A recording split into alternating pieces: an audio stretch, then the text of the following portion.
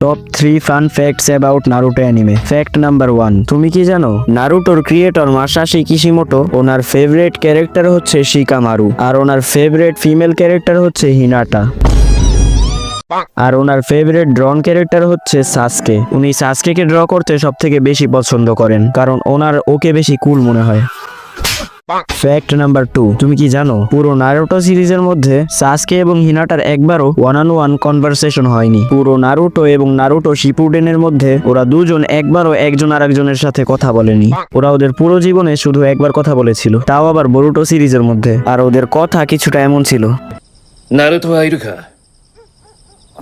まだ保健室にいると思う。そうか。邪魔したな。